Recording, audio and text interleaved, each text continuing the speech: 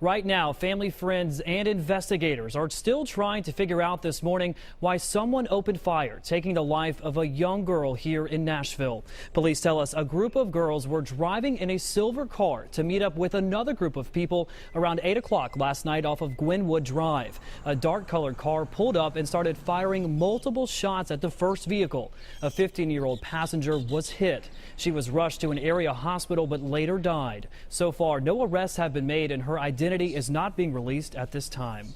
Officials are still investigating after a shots fired call in Edge Hill this morning. Heavily armed officers blocked off much of the area around Rose Park searching for gunmen. Officers say they were responding to Archer Avenue for a different call when they heard the shots. Investigators, as you see here, spent much of the early morning hours looking for any suspects. So far, though, nobody has been found. No one was injured, and police have not released any description of who they're looking for. Elsewhere around the country, devastating floods are taking a toll on the infrastructure of major cities in both Oklahoma and in Texas. A dam in Dallas is at risk of breaking this morning. Chris Martinez shows us some of the damage after days of historic and deadly rains. Water is flowing over the top of a dam at Padera Lake, about 25 miles from Dallas, following days of heavy rain. Overnight, heavy rain came down in the Dallas area, quickly filling up roadways. It's still raining in Houston, but the floodwaters have receded dramatically in the last 12 to 24 hours.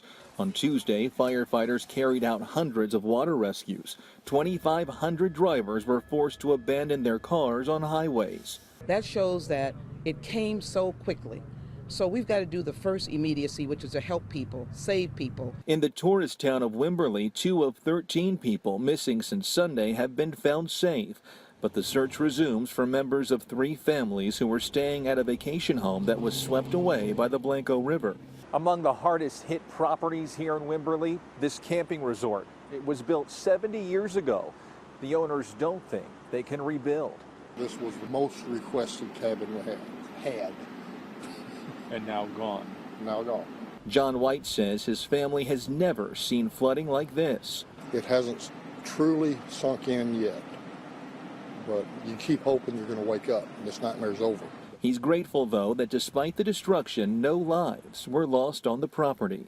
Chris Martinez, CBS News, Wimberley, Texas. In Houston, more than 100,000 gallons of untreated wastewater has spilled out of its container.